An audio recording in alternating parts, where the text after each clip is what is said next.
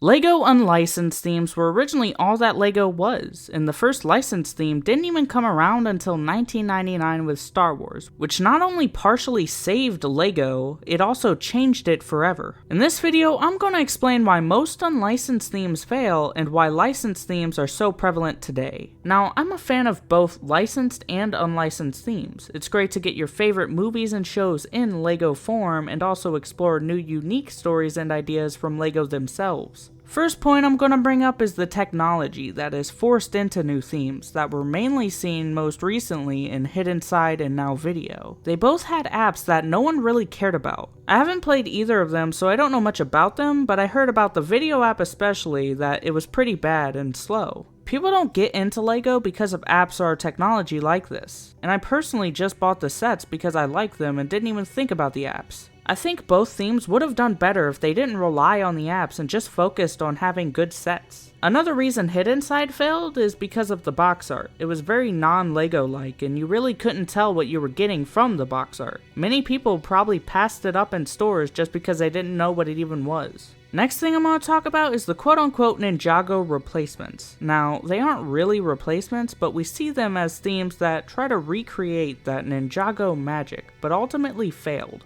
Now, they weren't complete failures, they lasted the 3 years that they were supposed to, just like Ninjago was originally going to be, but they were nowhere near as successful and are almost forgotten today. They were both themes that had an animated show just like Ninjago, but they didn't have the same spark and people already cared more about Ninjago to even focus on these other two themes. Monkey Kid is in a similar vein to Chima and Nexo Knights, being an unlicensed theme with an animated show. It's still going though, and seems to be more successful than these previous two themes. My next point is about the long-lasting themes like Ninjago and City. Those have been around for years and are pretty successful. We used to have many themes that had different settings. Take the underwater themes for example. There was Aqua Zone, then Aqua Raiders, and then Atlantis. But now they don't have to make a new theme for that anymore. They can just have Seabound for Ninjago and Deep Sea Explorers for City. And that's how they explore those settings now. They realize that they don't have to make new themes anymore because they can just make a new sub-theme and stick it in an existing theme that people already care about.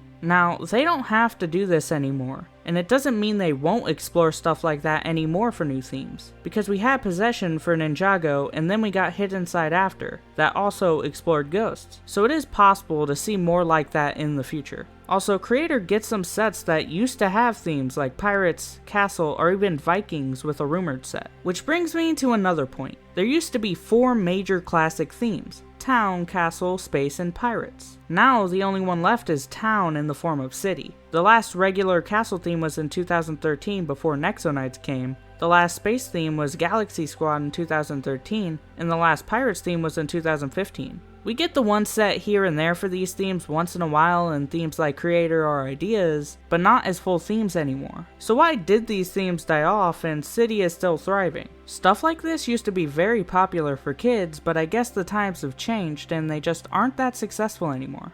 And maybe they just don't work as full themes anymore. Whatever the reason is, LEGO just doesn't make these classic themes in full anymore, and that's a shame. Now, my last point is about licensed themes. They are more profitable for LEGO. They don't have to make original ideas anymore because they can just get an existing IP, create sets around that, and more people will care. A reason why LEGO Star Wars has been around for over 20 years is because it's more profitable and more successful than most unlicensed themes. These licensed themes are replacing what used to be unlicensed. We used to have different dinosaur themes like Dino or Dino Attack, but now we just have Jurassic World.